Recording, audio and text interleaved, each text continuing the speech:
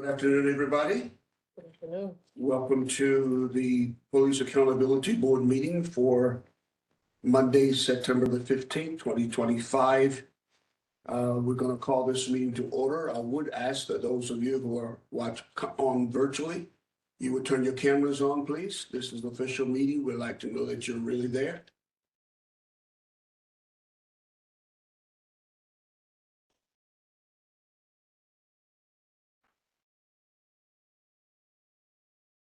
Thank you, Rich. Thank you. Thank you. Lauren is me. Hmm? Lauren is me. It's Turn my married name, so I don't know. Thank you. Thank you so much. This meeting is called to order, and the first order of business will be our roll call. District 1. Peter? So I see him. Can you hear me, Peter?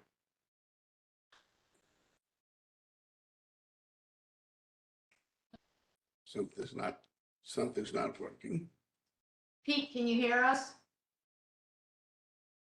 Apparently he can't. Can anybody hear us? We can hear you. Thank you. Yes. All right, I see Peter's here, so I'm gonna move on. District 2? Karen? Don't see Karen. He'll This- be there right now. All right, District 3, that's yours truly. District 4, I'm here, Stephanie Betterson. thank you, Stephanie. District 5, see Renee. Wait, all right, Renee, your mic wasn't on, but I see you. Thank you. District 6, Present. thank you, Scott. District 7. Dawn Deshawn, if you were with us. present. Thank you, Dawn. At large, Present, Nigeria rolling forward. thank you, Nigeria, and at large new member. That is me. Yeah, that's you. Welcome. Welcome. Glad to have you with us today. Thank you so very much. We hope you all had a great summer and you're ready to get down to business as we try to close out this year for the Police Accountability Board. We've got a lot of new business today. We want to certainly welcome our guests, our public guests and our official guests today to this meeting. First order of business is to introduce and to welcome our new Henry Callagher, our senior coordination manager for public safety, Mr. Aiden Durkin. Aiden, welcome. Thank you. Would you like to just give us a little bird's eye view of who Aiden is and a Yes, little bit about your background and what have you? absolutely. So hello, everyone. My name is Aiden Durkin. This is my very first day. So quite an interesting first day. I come to you all from FEMA. I worked at the agency for over 4 years. Before that, I was a private consultant related to public assistance funding down in Florida, which segues into where I'm from. I'm from the state of Florida. Did my undergrad in Tallahassee, and I found my way up to the Maryland area through my job at FEMA. I'm also in law school at night at the University of Baltimore School of Law. Awesome. Thank you. Welcome. Glad to have you. We did this weather just for you. Let's make sure you feel at home. I always say that nobody air conditions like a Floridian, and this room is holding up to that. It's so cool in here. Great. All righty. Let's also welcome and introduce Tiffany Justice. Tiffany, welcome. Thank you, sir. Welcome. Is this your first or second meeting? This is my first week. Okay, Yes. welcome. Thank Give a little bird-eye introduction of who you are. Sure. Good afternoon. I'm Tiffany Justice. I full-time am the director of campus safety at Goucher College. I've been at Goucher for about close to 8 years. Before Goucher, I worked at GW University in DC for the police department for 10 years. Yeah, I'm a grad student also at Goucher. And I previously served on the ACC. So I did the inaugural year with the ACC. Great experience there and looking forward to serve here. Great, fantastic. Welcome. Glad to have you with us. We got a lot of new folk today. Oh, this is September, ninth month, the month of birthing. Everything's new, right? Okay. Let's look at, also welcome our Internal Affairs Division Major Richard Hearn is with us today. Welcome, sir. Hi, everybody. I'm Rick Hearn. I spent the last 2 years as major operations, running all 10 precincts and everything for the chief in Colonel Kelly. South Chamber of Commerce meetings, but you a few times. Yes. Before that, I was captain of Homeland Security and Criminal Intelligence, the chief's office. Recognize my last name. I think I coordinated some of your ride-alongs back when this first started. Yeah. Before that, I spent most of my career in CIB detective work. I do have my degree in psychology from the University of Delaware. I have a master's from the University of Virginia. Went to the FBI National Academy. Most importantly, I met Ada this morning before our office. So we're a good spot. I worked with Henry a lot in the past when he first started. And Major Foreman has nothing to say about the PAB. I look forward to working with him. Welcome, sir. Glad to have you with us. Awesome, awesome. We're always glad to have Chief McCullough with us. He's back with us today, and we're going to start the commentary or the remarks today with Chief McCullough. Welcome back, sir. Always good to have you. Bishop, should Yeah. we pass the minutes first? I'm We sorry. adopted last meeting minutes first, Thank you. sorry. Thank you. Sorry, chief. No, I was intrigued with all the new people. I know. Thank you, thank you. Everybody have received copies of the minutes of our last meeting and have had a chance to peruse them. If there are any concerns, questions, comments, please let it be known. If not, we will accept the motion to accept the minutes of the last meeting. And that was for June the 16th, 2025. Did all members of the PAB receive copies of those from Kelly? Yes, Fantastic. Did you have a chance to peruse them? yes, If so, I accept the motion. I'll make a motion to adopt the June 16th minutes as presented. Second, please. I'll second. Second. I'll move to second that the minutes from June the 16th be adopted with necessary corrections if there were any. I don't think there were any. You've heard the motion to time considered, prepare to vote. All those in favor, let it know by the word aye. Aye. Aye. Any opposed? Ayes have it, so adopted. Let the record show that we adopted these minutes on today, September the 15th. Great, great. Now, I think I'm back in the right place now, right?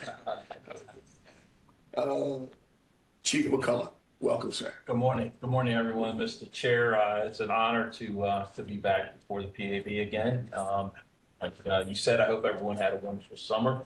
I'd like to first start by saying that I'm proud that we have a new commander in internal affairs. Many of you know now Colonel Matt Gorman, who was Major Gorman of internal affairs. He's now our colonel of our professional standards bureau, which is actually over internal affairs. Oh, okay. So he's still in the chain of command with internal affairs and kind of guiding our efforts and our police reform efforts. But I'm proud to say that we have Major Hearn as the commander of our internal affairs and our assistant commander once again with us today too. So we have continued our police reform efforts. We continue to work on all the things that we should be working on, especially focusing on our use of force and managing those.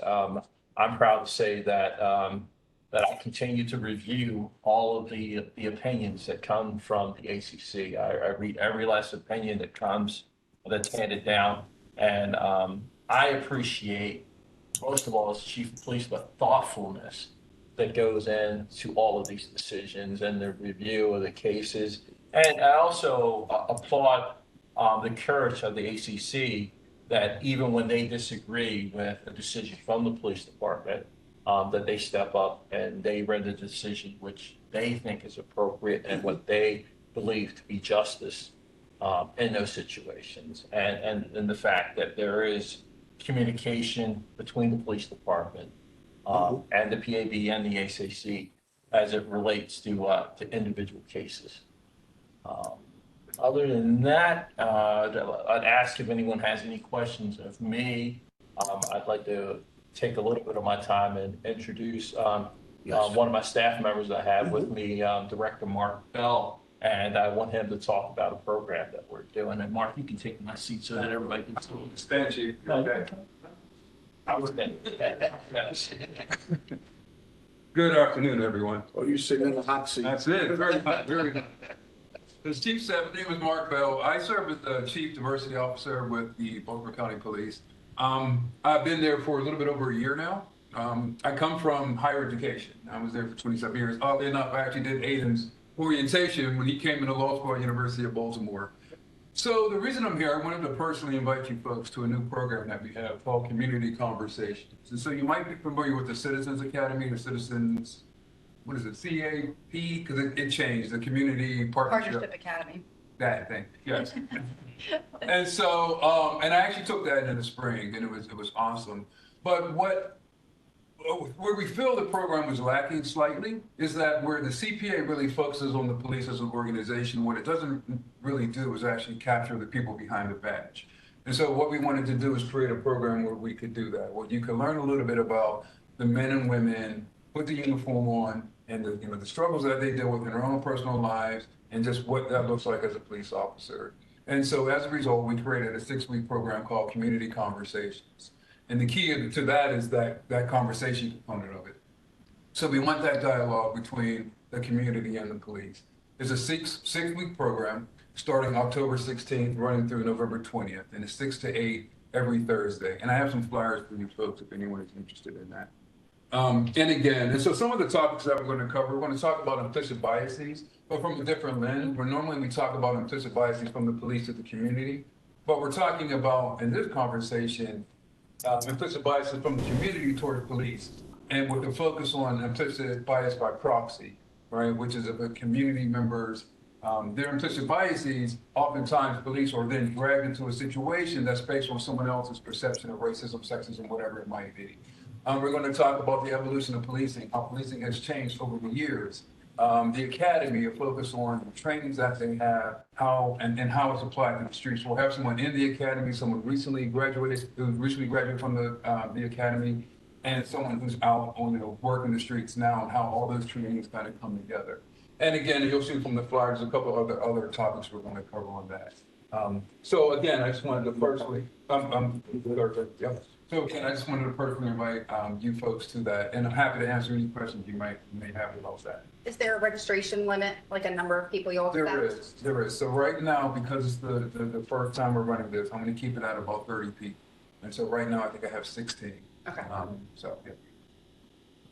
Is it virtual or in person? This is going to be in person. Okay. Yeah, I actually took that with you. Yes, I agree. Spring. So is this is not just, you don't have to already have been through the CPA, right? You don't need to go through the CPA. At all. It's a completely different program. So we can vote this in our community. Absolutely. I please do. Okay. Okay. Please do. Absolutely. And yeah, that's my business card. If you want, you can send it. I can send you a copy of the flyers. Yes. And I'm happy to. Take some. Yeah, you can take those. And my cards are here. We got those around as well. But yeah, if you need anything of me, if you want me to come out to your community and speak to a group to promote this, I'm happy to do that as well. So just let me know and I'll be there. Yes. Yes, absolutely.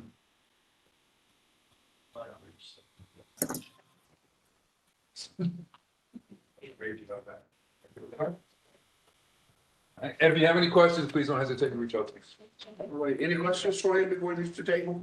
Well, I guess Question? you run another one after this one's over. We will. So the goal is to run the CPA in the spring, and then we'll run the community conversations in the fall. Okay, Okay. so it's be once a year. One second. Okay. Right now, yes. Okay, thank you. And we're very excited about the new program. I think it will give our citizens a different perspective on their police, and many of us, including myself, will be participating in the actual conversations that will be going on in the program.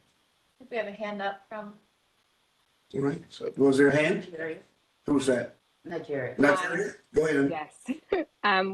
Is there an age minimum limit or a limit on the other end for folks who can attend? 18, but you're asking age, right? Yes. Okay, yes, 18 minimum, and And there, just so you know, if anybody asks, there will also, there's gonna be a background check, because if anybody's coming to headquarters. Thank you. Any other questions? All right. Is there a form training when they hear from community members who feel they have been and maybe had findings supporting their complaints or problems they have encountered in interacting with police in around a specific incident? So they get perspective directly from people, how they perceive their interaction with police. So in our training academy, we do have some people come from the outside and give perspectives to our officers from a citizen's perspective about what we do. It's not always geared directly towards complaints, but from the perspective of residents and our citizens on their interactions with the police and what they expect. Not necessarily about the complaints. Most of that comes, and I was going to introduce Captain Brian Shanks, who's our assistant commander in internal affairs, and spent quite a bit of time. You might comment on that, Brian. The one thing I did want to say, so one of the unique training we do is called CIT, Crisis Intervention Team Training. It's a 40-hour block. And the fourth day of the training, we take all of the participants to Prologue over in Pikesville. We have citizens who have different mental health diagnoses or different issues. And the whole point of that day is the members or the folks from Prologue can stand up and talk about grievances where they've had an issue with law enforcement that affected them because of their mental health diagnoses, or that they felt biases like Mark was talking about. And the whole point is to spearhead pretty much what Mark is trying to do for all community issues, and so that officers can hear what the folks are saying affected them, how it affected them, then the officers are allowed to give their perspective. And then what we do at the end is, it may sound cliche, but we're bringing pizzas and everyone eats lunch together, the officers and the community members. And then they just continue the conversation, but in a much more casual form rather than just getting up at a podium. So in CIT training, we definitely do it. Like Chief said, in a regular academy, we do what he discussed. Thank you. Thank you. Thank you. Stephanie, did I see your hand? I'm sorry, you did. I wanted to know, do they have the form that they can send it out to us electronically? Yes, I'll be happy to do that. Thank you. Right. Awesome, awesome. Anything else, Chief? I apologize. Can I say one more thing? Yes. I just want to say thank you to the entire board. You all have seen me over the last year and a half. I do really appreciate it. I'm not going anywhere. I just want to say You're not going it is nice seeing everyone again. Lauren, I do want to say thank you for stepping in when Henry bowed out. Did an amazing job. We really do appreciate working with you. We heard nothing but fluid communication. Aiden, welcome. We appreciate and hopefully we'll have the same form of communication we've had with Lauren with you. So welcome up again, man. And I'd like to say, we're very thoughtful when we make these selections in terms of the commanders and the people that occupy these positions. I always look at their background, and, the person that they are, their experience, their education, and everything we put them in these positions. And all three of these fine young men just bring a wealth of talent, education, knowledge, but most importantly, they're good people who want what's best for our residents in Baltimore County, and every day we work hard to try to deliver on that as an agency.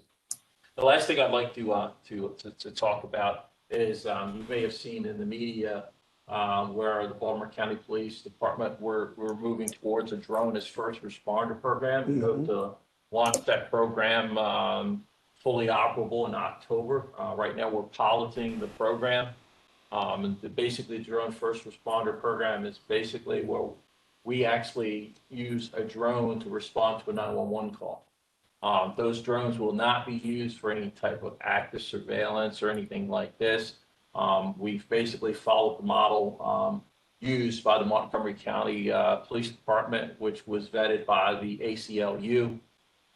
We've held 3 open public information sessions across Baltimore County, and we received nothing but positive feedback from the citizens. It's interesting for us because we're very careful about implementing this program and making sure that we adhere to looking out for people's rights. But it's interesting to hear from the citizens that they want us to take it even further, and we're like, well, no, we can't take it that far, you know. But we're excited about the program because this will be a force multiplier for us because it'll allow us to dispatch these drones. These drones can get to a call for service in as little time as 45 seconds. It can take in Baltimore County anywhere from anywhere 3 to 7 minutes for an officer to respond to a call for service. So on average, these drones could be on site and actually streaming video back to our officers, back to our info center, and giving us real-time situational awareness on our calls for service, or even save us some time if they check something out and something's not there and there's no need for police response. Then that enables to utilize those resources in a more effective and more efficient manner. So we're excited about that. And if anyone has any questions about that, I'm free and open to any questions that you may have about that program. Members of the board first, please. Any questions on the, I see Peter's hand. Peter? Hey, good afternoon. Hey, Chief. Thanks. Actually, I was one that brought up the question about the drone program, and you answered most of them. I just had a question about implementation. Are they going to be pre-positioned around the county? Is that how that works? Like Montgomery County, I think they have them. We're starting in Towson. We're pre-positioned. We're working, starting in the Towson area first, in central Towson. We have a plan to expand after that to the Liberty Road corridor or around Liberty and Old Court, the Randallstown corridor, and then we'll assess where we are then and look to expand to other parts of the county. But we're rolling the program out very slowly. We want to make sure that we're doing it the right way, that it's being effective, that it's being efficient, but most of all that we're respecting the rights of our citizens, but also using it as a tool to protect our officers and our residents also. All right. That's going to be a new operation from the police. Is there something about that rollout that maybe this board should be aware of prior to any?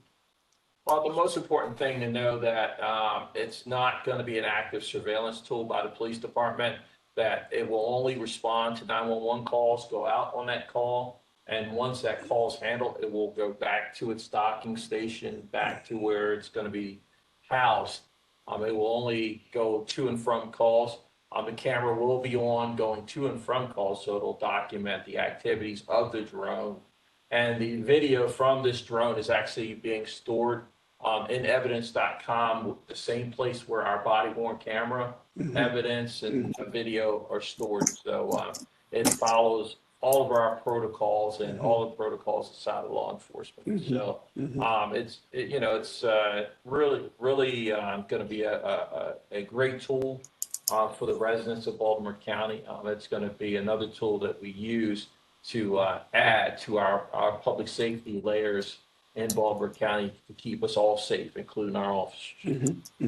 Dawn, any concern from the ACC? Is the video quality about the same as the helicopters, or is it better? I would say it's better. Okay. Better. I'm very familiar with both. I would say the quality of these cameras is excellent. These drones are all American made. They're not Chinese made or anything like that. So there's no security concerns or anything like that. And no tariffs on them. They're all purchased through the same vendor that we purchase our body-worn cameras through, Axon. It's great. Great.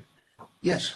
Is the technology and the view from the drone that's being fed and observed by a member of the police force, is that the kind of quality that would, and is it of the quality that would enable them to discern whether or not the person or persons they are surveilling are experiencing some kind of mental distress, so that they can then dispatch along with the police officer we do have specially trained officers and support to help.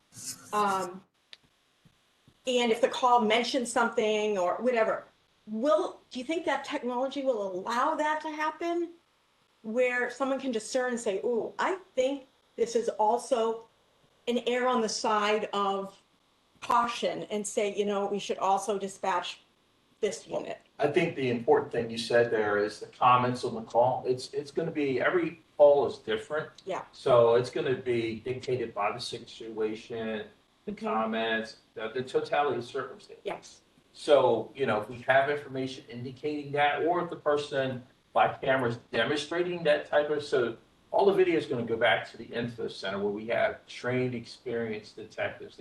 This isn't just where we're just hiring anybody off the street to watch this video. These people are extremely experienced people who are watching the video. So they will be able to tell to some degree about what's going on. Sometimes they can't. Right. I think based upon the totality of the situation, they'll be able to dispatch those additional resources, And do you feel that currently the county provides enough of those special resources so they can adequately cover and assist with officers in those situations? I think that we do have adequate resources, but I also would say that you can never have enough. Yeah. So it's my goal as police chief to train as many people as we can. My people will tell you, my number one goal is education. Because I believe you can't do it if you don't know how to do it. You know how to do a lot of things, but you can do it if you're not doing it the right way. That's the most important thing. It's not practice, but proper practice, right? And then our goal is to achieve excellence, and it's to have excellence across the organization and making sure that everybody's trained in ICAD and de-escalation techniques, and that when we come into those situations, that we know how to properly respond and handle and de-escalate those situations. And we've added tools. Now we have pepper ball rifles now. We look always at the gaps to see where our gaps are and try to fill in those gaps so that we can, less likely come in a situation where we have to physically use force or physically harm someone. So can I assume that any interaction with the public is filmed on body-worn cameras and now by drone? That is also automatically reviewed after the incident has been dealt with. Is that reviewed internally, or does someone have to flag something for it to be reviewed? So we have quality assurance things where we have supervisors who we randomly review our body worn camera. You would have to understand that we have at this point almost millions of hours of body worn camera video. So we try, when we receive a complaint, we look at it. Our supervisors go back and look. They're required to look at so many body worn camera videos. Many of our commanders go in and look at, especially if we have individuals that have complaints against them, or we're concerned about a specific call for service, or we get a complaint from citizens or residents about a specific call for service, or there's certain circumstances, or if there was a use of force around that call for service. Now there are also, I've talked with the administration about there's AI technology out there now that allows us to review our body-worn camera or to flag certain things.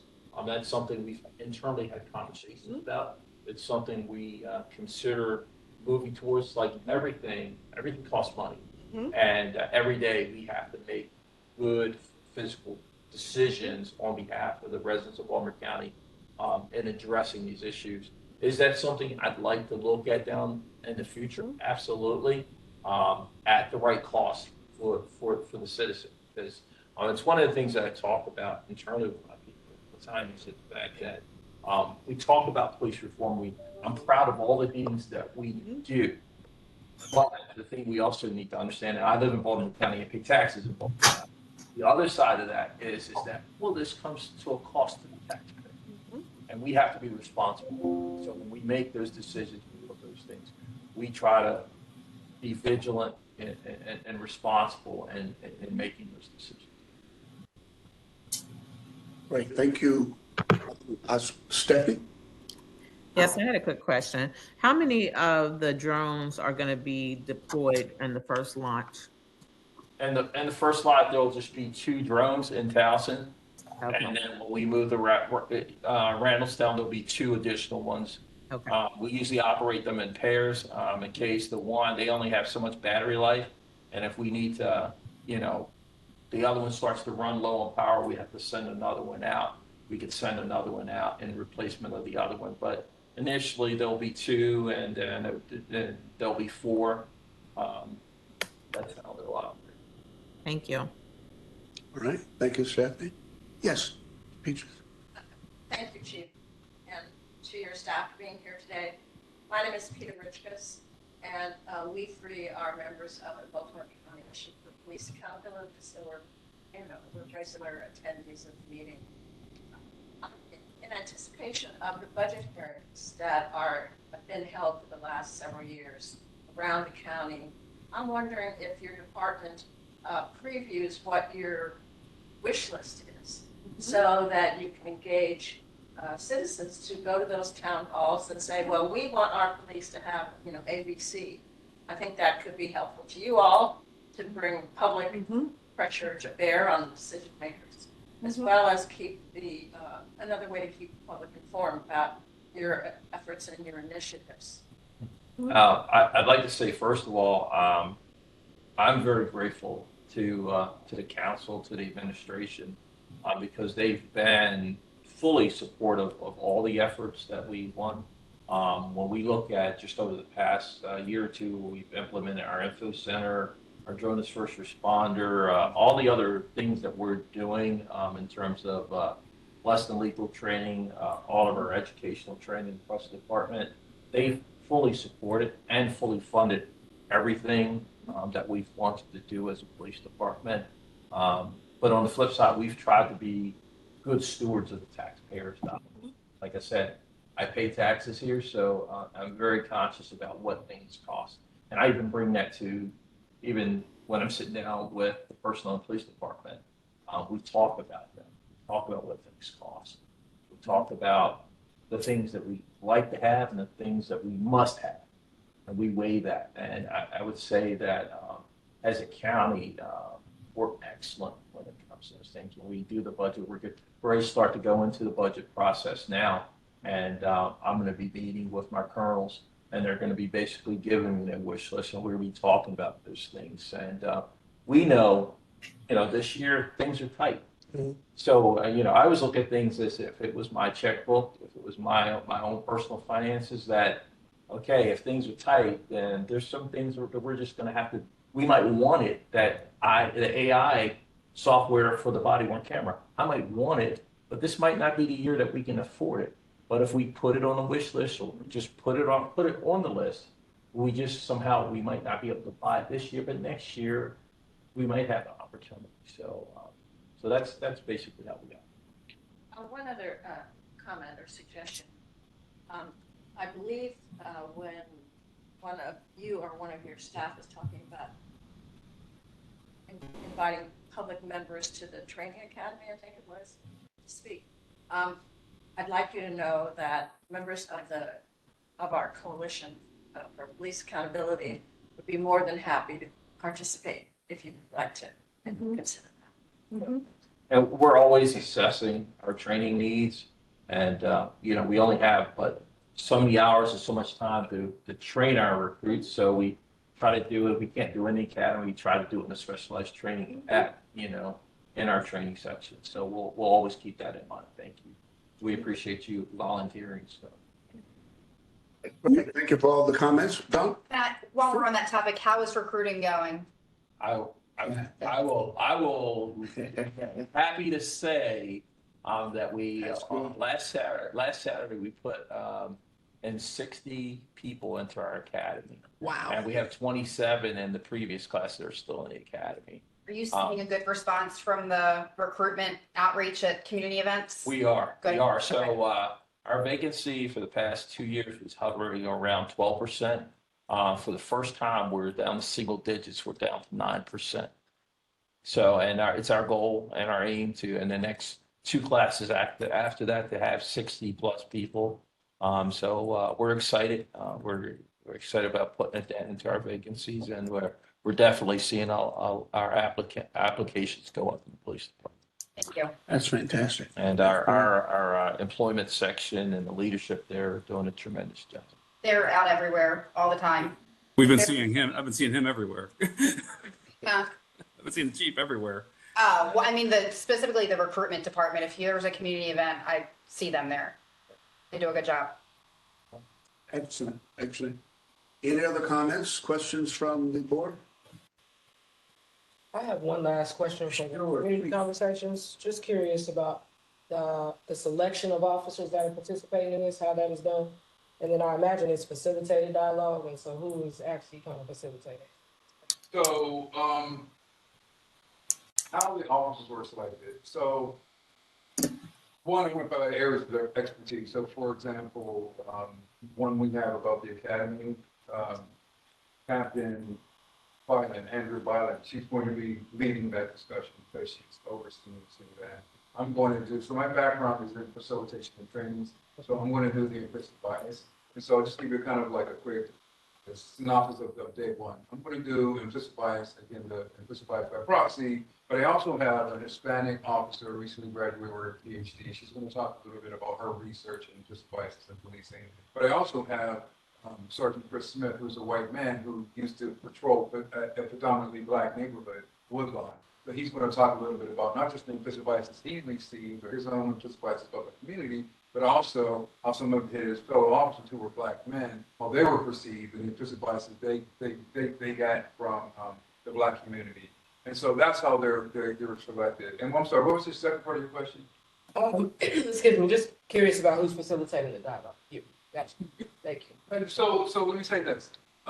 Me to a certain degree, I would say probably 20% of this is going to be me, but it's really not about me. It really and truly is about the officer. I don't have a police background, and so I don't want the spotlight to be on me.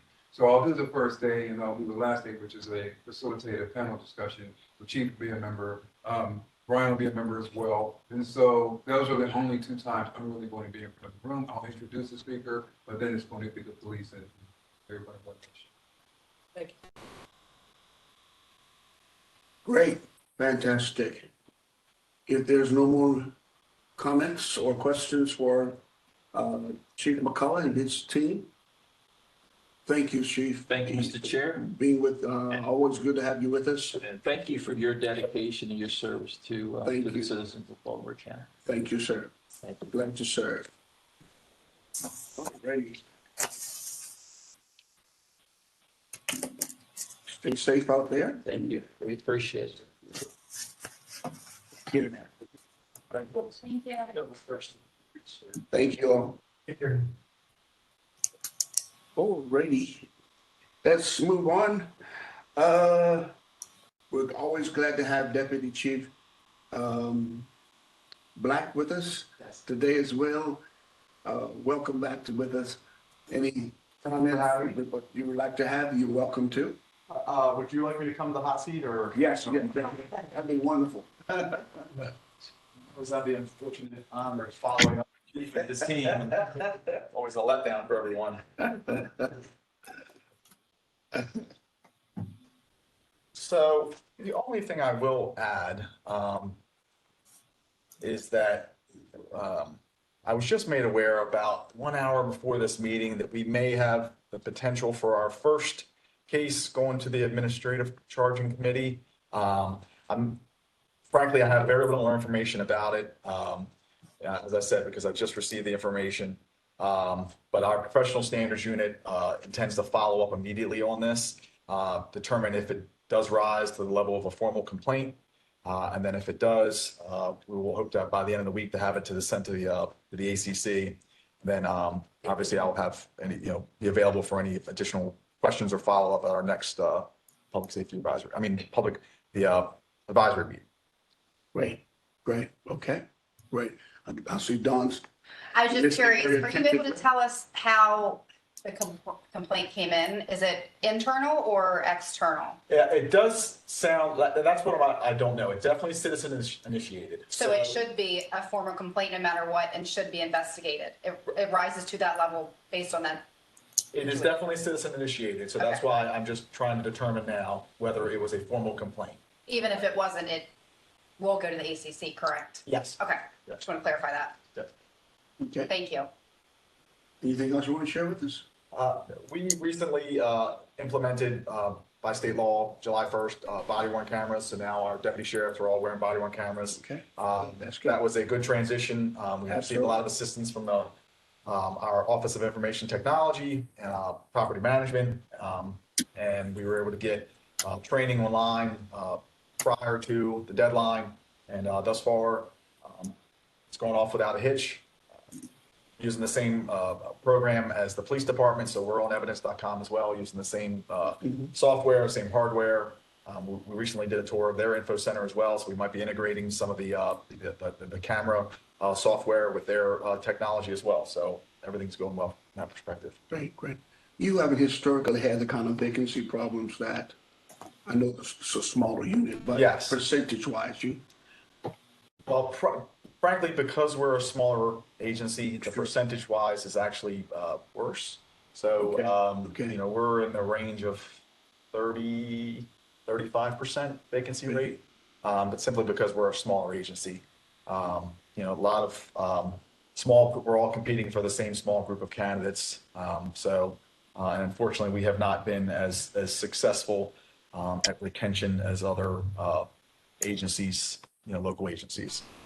okay. So we have suffered. We were doing pretty well up until around the year 2021, 2022, and then our rate of attrition rose dramatically. We would lose 10 and hire 5, lose 9, hire 4, and unfortunately that has continued. Okay. Has the agency identified reasons for that? Why they think they can't keep people? So it's a combination of factors typically that when we're losing people. One is that, you know, it's just time to retire. You know, attrition across all of law enforcement is an issue.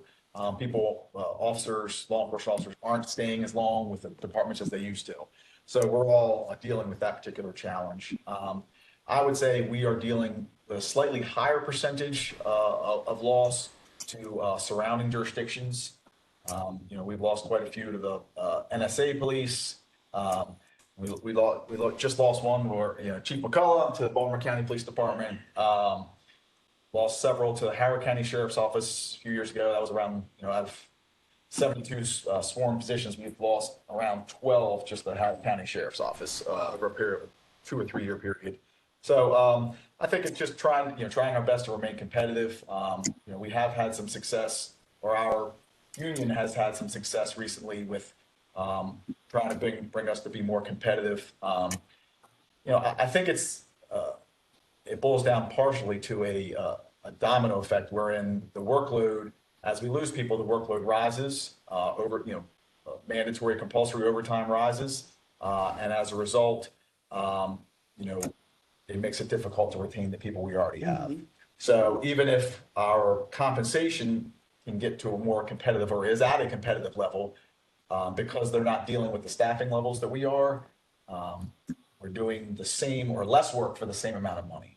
So that's a challenge that we're facing. We just need, you know, a year or two of getting back into the red or get back into the black, and you know, hiring more than we're losing. And I think we could, you know, hopefully reverse that trend. Our recruitment team is very aggressive at a lot of these community events. We also our sergeant in charge of our recruitment is at these events. We're sending a variety of team members out there.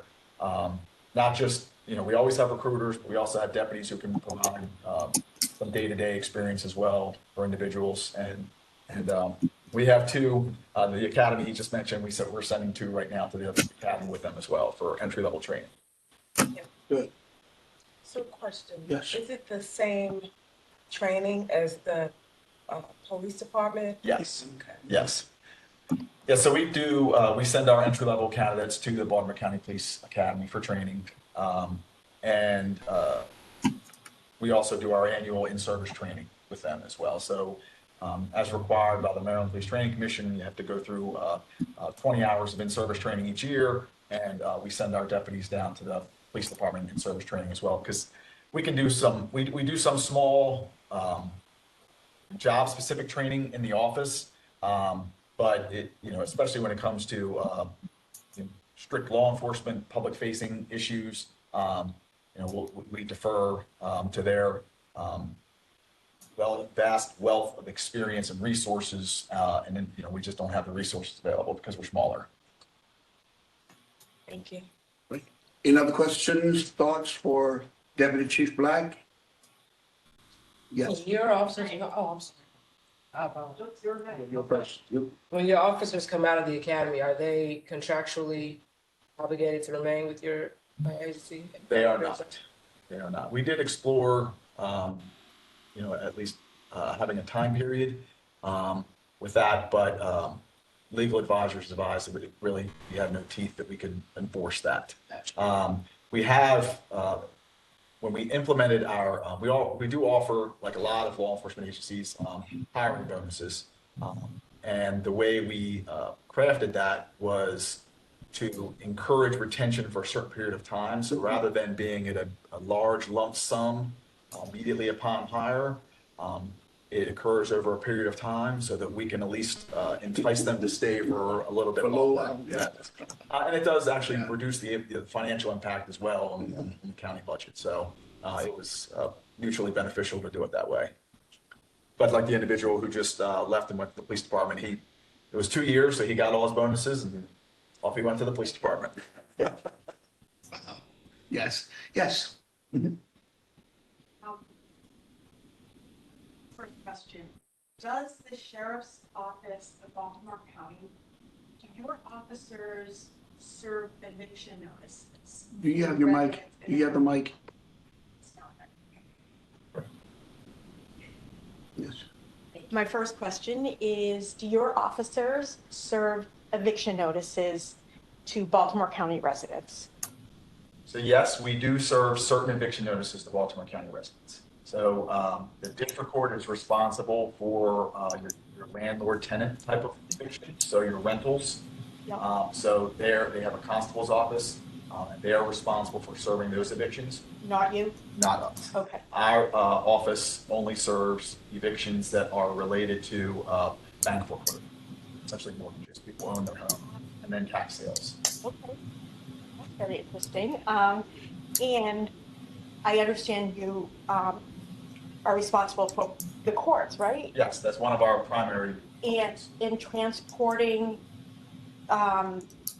incarcerated people, yes, people to, okay. And what other things does the sheriff do? So our primary functions, this is the two of them, Yeah. which are circuit court, specifically circuit court security. So we do not work in the district courts. Okay. So Towson and Essex, we do not work in the district courts. They have bailiffs who work security in the district courts. So we do circuit court security, courtrooms in the building itself. We do transport incarcerated individuals to court throughout the state of Maryland. So if they're incarcerated in the Baltimore County Detention Center, it is our responsibility. Unless they're going to Baltimore County District Court, it is our responsibility to transport. Baltimore City Circuit Court, Allegheny County District Court, that is our responsibility. We also have our process service, we call them our road squad. Those are the ones who serve summonses. They serve domestic violence protective orders. They serve the evictions. They conduct levies. So they will do also like share of sales for property that the circuit court issues a judgment against someone. Property can be seized in order to satisfy that judgment. So we do, that is another responsibility. And then we have a dedicated warrant unit that whose primary function is child support enforcement. They do also serve, criminal and other civil arrest warrants, but their primary responsibility is child support. It's the child support enforcement, partially funded by a grant in the state of Maryland. And then, as I said, those are our primary functions, but we do offer a supporting role to the police department. So our deputies who are on the road, when they're on the road with 35% vacancy rate, we're not on the road very much anymore. They will respond to calls for service on behalf of or in assistance to police officers They will, help with traffic details, special assignments like the Towson Patrol Initiative, some of the issues that's happening in Central Towson. We do have deputies assigned to that as well on Thursday, Friday, Saturday evenings. But it's more of a support role. So we don't have primary responsibility to really respond or investigate 911 calls. We just more or less assist the police department with those activities. All right. Yes, Ms. Kiss. What is your department's interaction with ICE? Very little, if any. So if there were going to be more interactions, I would say the agency that would probably have the most, I don't want to physical contact, but the most interaction with would be the county detention center. So some sheriff's offices in the state and across the country have oversight responsibility of the local detention center. We do not. It's a separate agency, so they have their own director. So we're not really a part of that. So your typical, when you hear about a nice detainer being sent, a detainer is not sent to us. That is sent to the corrections for them to review. So the only time we would have any interaction would be an individual is coming to court who may have an administrative warrant through ICE. They may contact us and advise us, our office, that hey, we will be in the building, just like any law enforcement agency when they're going to become initiate any type of enforcement related action in our facility, they notify us of that. I was under the impression that it was not administrative ones, but only judicial ones. But judicial, I'm sorry. Yeah. Right. Thank you. It's always good to have you with us. Thank you for sharing this information today. We appreciate it. If there's no other questions, again, we look forward to seeing you next time around. Thank you very much. Until then, stay safe out there.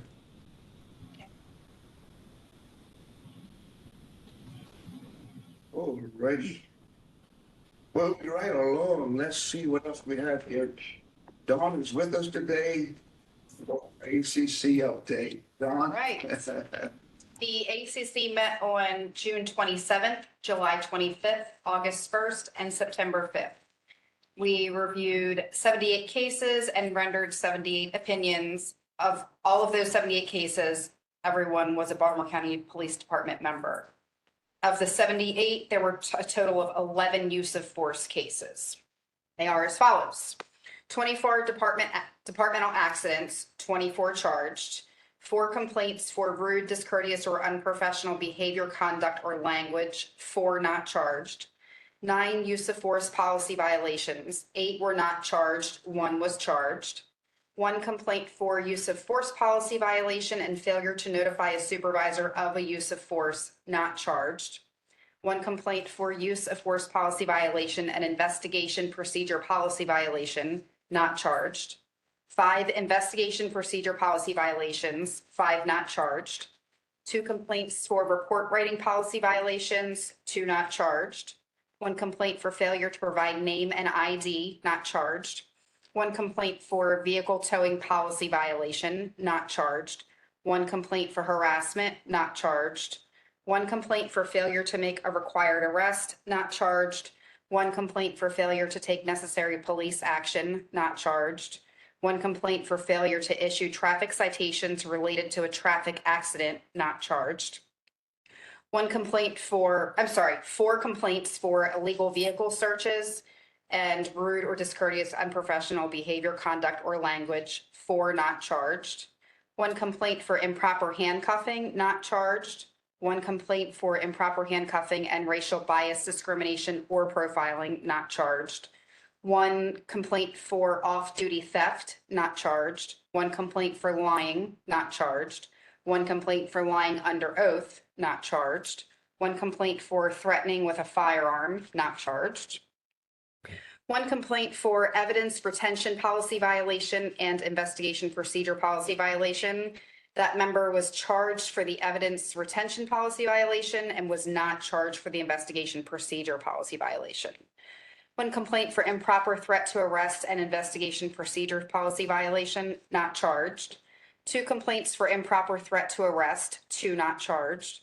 1 complaint for improper detention, not charged. 2 complaints for interviewing policy violation, 2 not charged.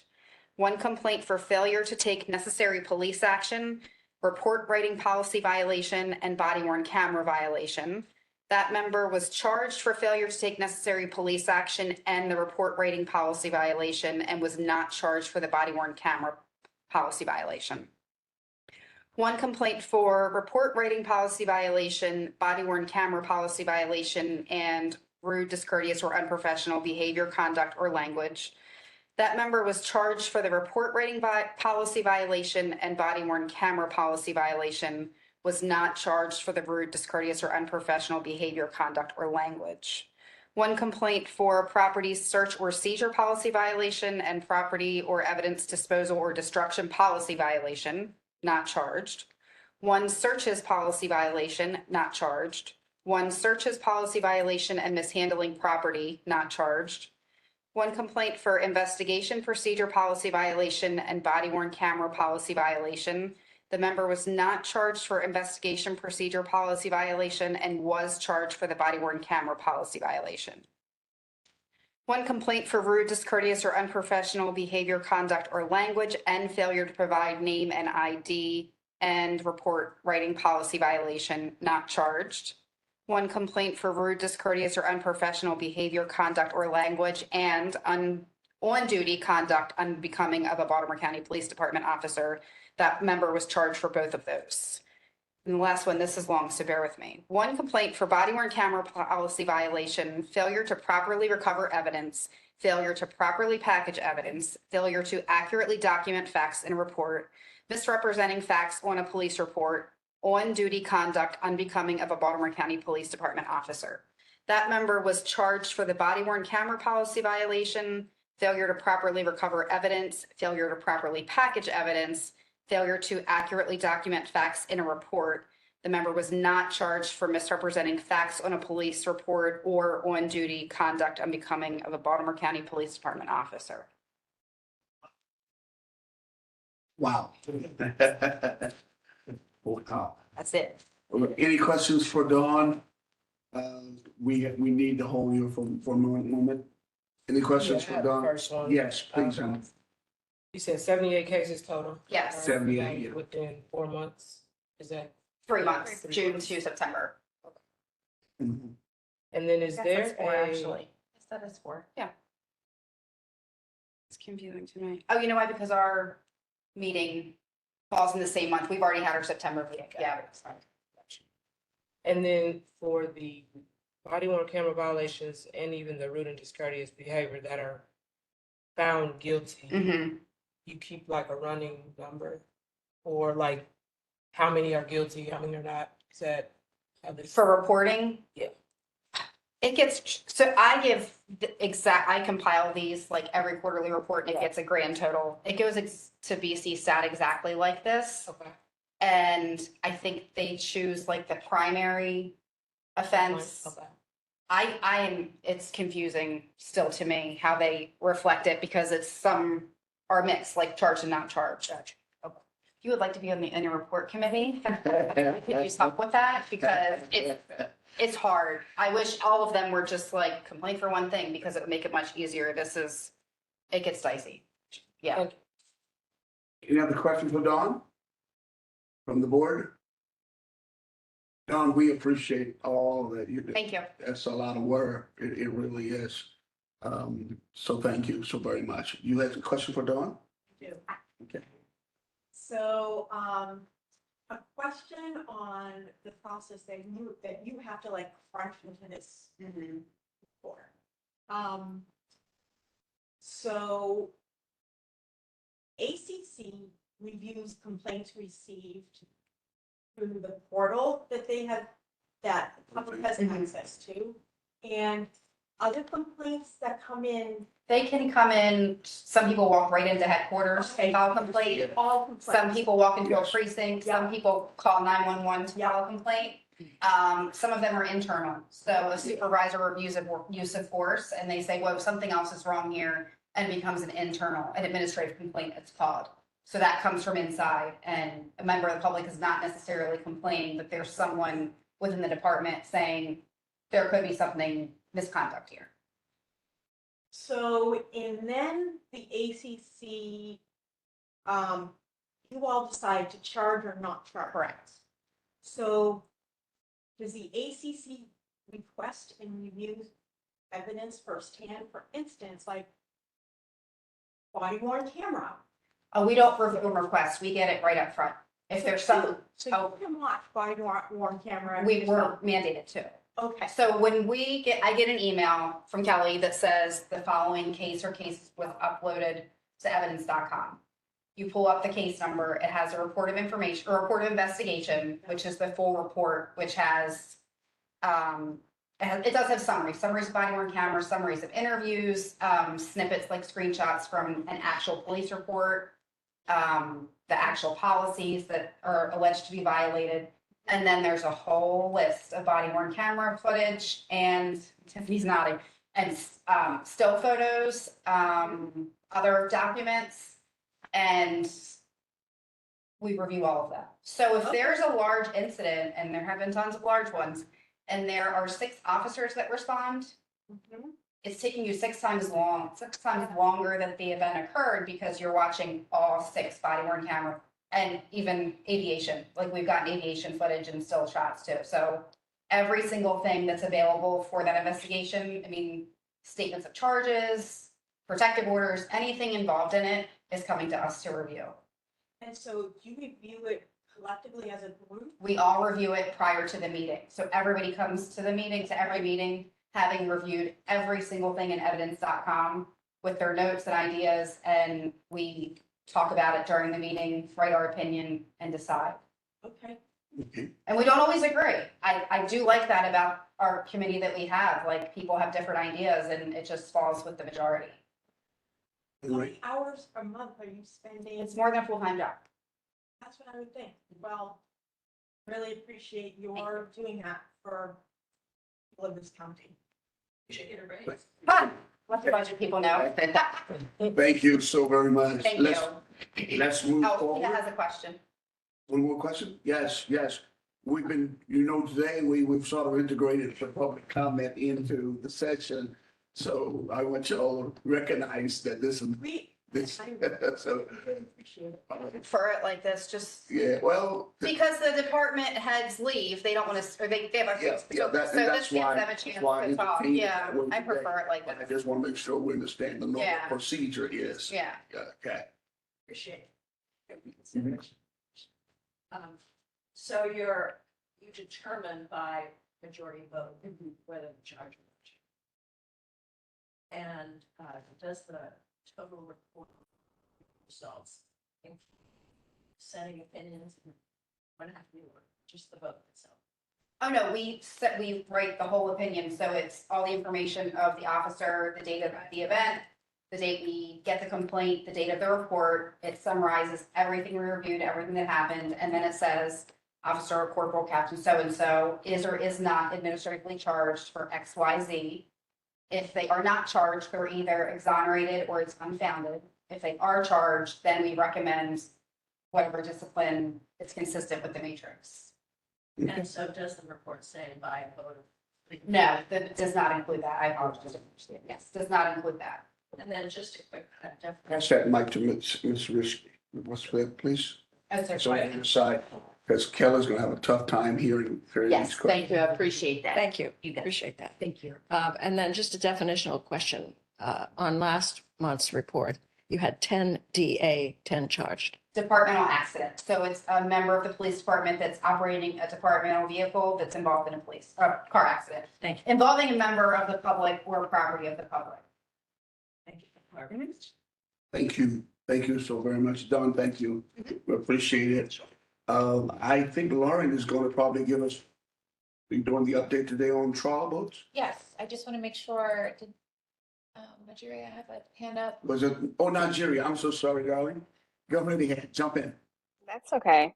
I was just wondering if this was a good time to enter my request. I'm not exactly sure how we would be doing this, but I'm concerned and where even when we hear all of that report from Dawn, I don't know where in the county that's happening, the experience level of the officers.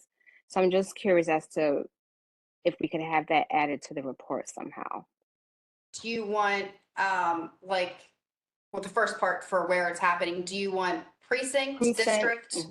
Precinct, Which I one? think Those precinct are would be different. helpful. So I think precinct, so precinct like would 1 be through helpful. 12. Exactly. Okay, and if it's not in a precinct, whatever division they're assigned to, because it could be somebody in a, okay.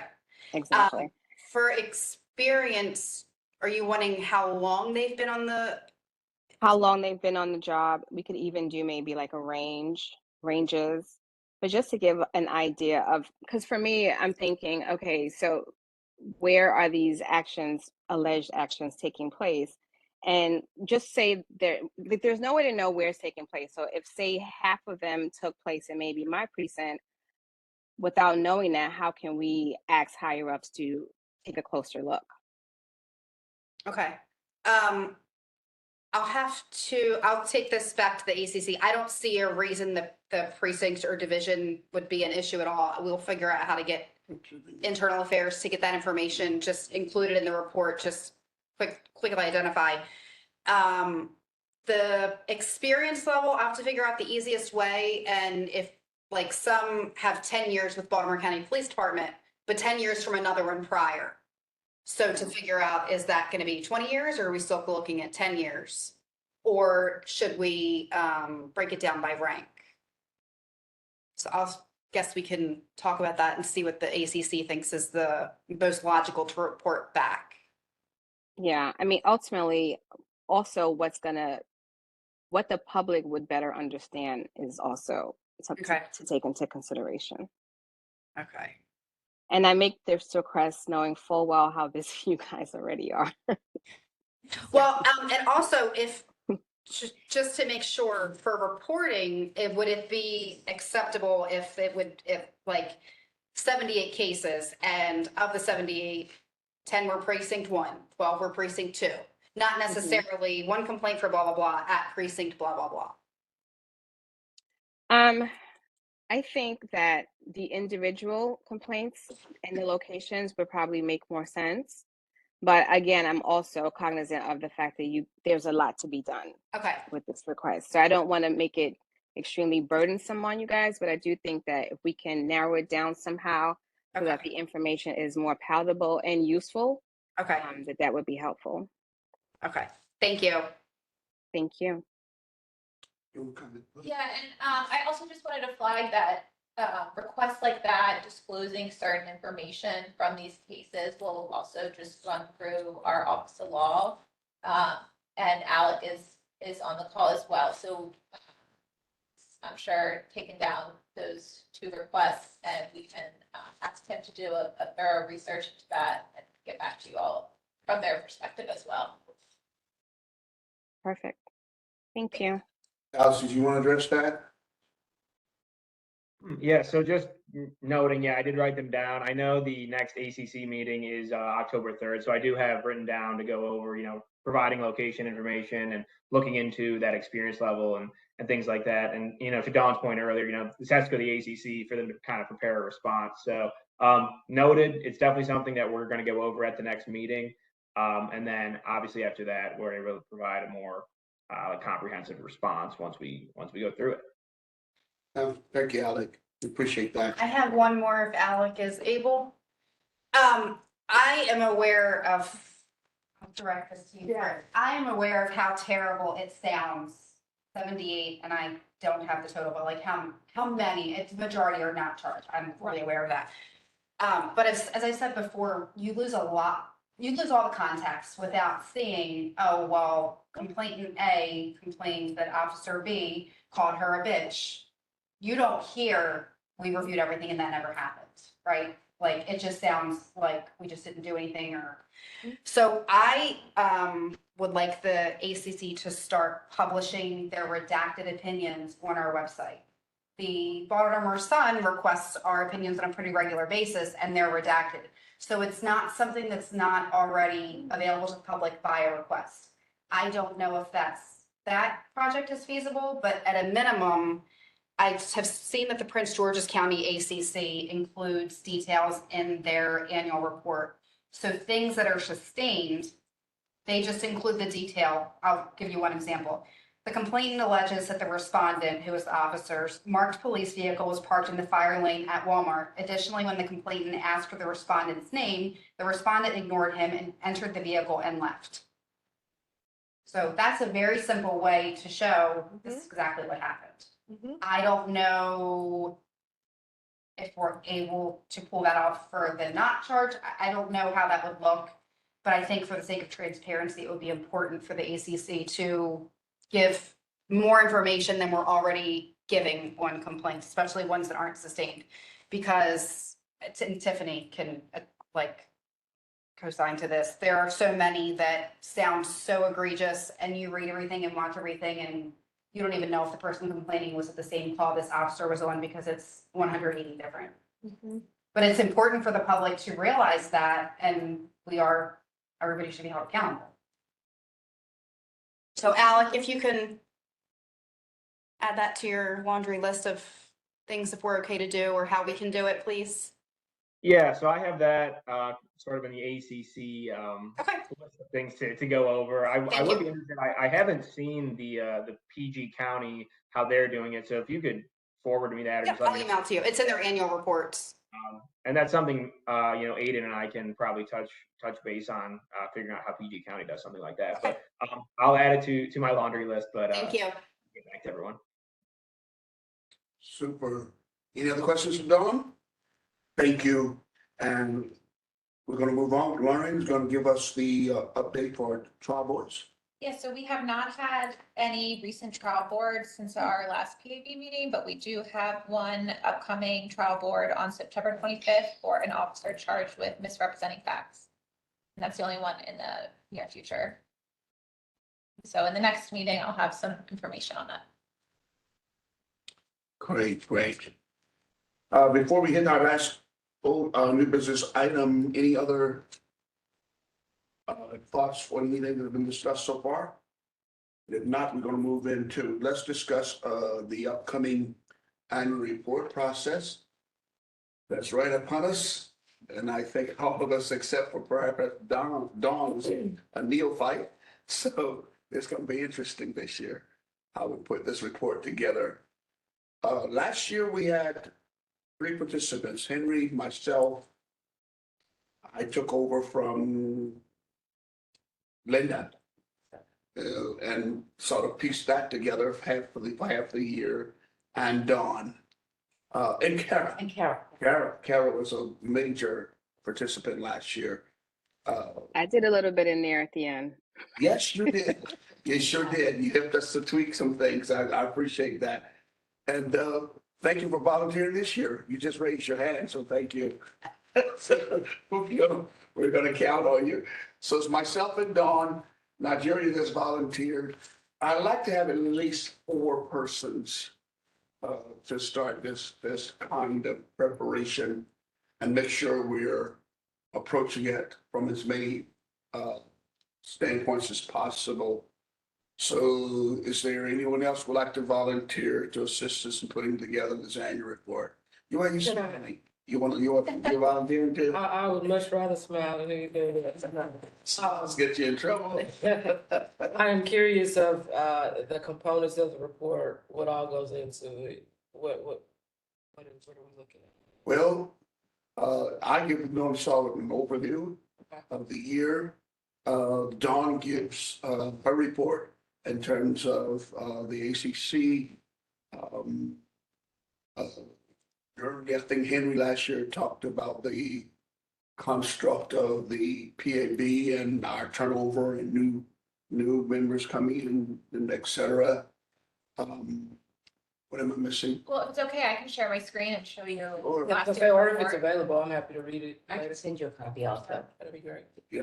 It's about 19 pages, but a portion of that is some graphs and figures from BC Stat. That's a major part. Yeah, Dawn compiles everything from the year, we send it to BC Stat, they kind of do their magic, and a lot of that is in there.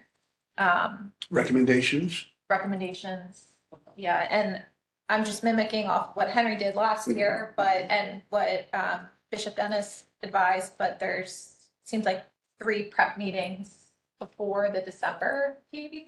Okay. And so Online meetings. we have 1 in person, and then two after that are virtual. And if, of course, if the board disagrees with that, we can change them all to virtual. But I assume the first in person helps get. Oh, we did them all online. No, when, We didn't come in specifically for the annual report meeting. I thought we did. I remember Not that. even in December? We probably talked about it during a PAB meeting, but we didn't have any in-person. So the ad hoc group did not come together, No, as you recall? not in person. Okay. Yeah. Okay.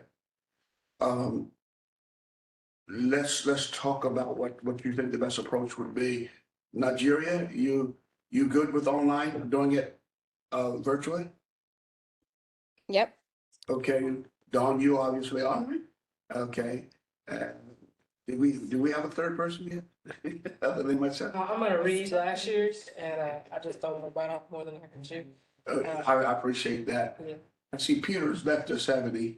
He had to, his wife was having something done, so he had to get off. Okay, okay. All right. Well, we'll start with the 3 of us, and hopefully someone will join us in the process to make sure we're creating the greatest document that we possibly can. I'd like to also receive a copy of it as well. This is my first term running, serving on the Police Accountability Board, and I'd like to review some additional information before I commit. Okay, Send it to everybody. Yes, Linda. And also just remember, any of that stuff is also available on the website page too, if you ever are looking, but I will do that when I get back. No problem, send it to you. I'm gonna also forward the other information to you. What are the dates? I have November 3rd. Okay, our dates are November 3rd. Go ahead, keep share that with us, baby, if you don't mind. Sure, November 3rd from 12 to 2. So that's an ACC meeting date. No, Friday the 3rd. That's the ACC meeting, November 3rd is a Monday, right? Friday. No, November 3rd is a. November? November 3rd is a Monday. Looking in 2023. I'm looking at last year's meetings. Yeah. I'm sorry, you ignore me. So Keep November moving. 3rd, November 17th, and December 1st, and then we selected December 15th as the final PAB meeting for the year. The final meeting, December 15th. Confused, are these for annual report meetings or? EEI. And The what, first 3 are annual report, and then there Okay, so November was no 3rd. previously scheduled PAB meeting, so that's. Okay, so the annual report meetings are November 3rd. November 17th and December December. 1st. Thank you. And I'm going to probably need really try to get this done before that. December the 1st, I'm in Kenya. Okay. She's been 12 to 2, right? So I can't do that one. You can't do that one, okay. But I try to make sure all of my parts are to you before Okay. that part. And the rest of the group can. Yeah. Okay. How long are you gonna be in Kenya? I get back on the 10th. Okay, so you'll be here for the last, okay. Yeah. Yep. Okay. So it's 12 to 2 each time? As long as that works. for the 12 to 2 is good? That's okay. And we say it will be virtual. So you will send out the WebEx? Kelly will. Kelly will send it, okay. Yes, I'll get all the calendar invites out to everybody who's, and I'll also have,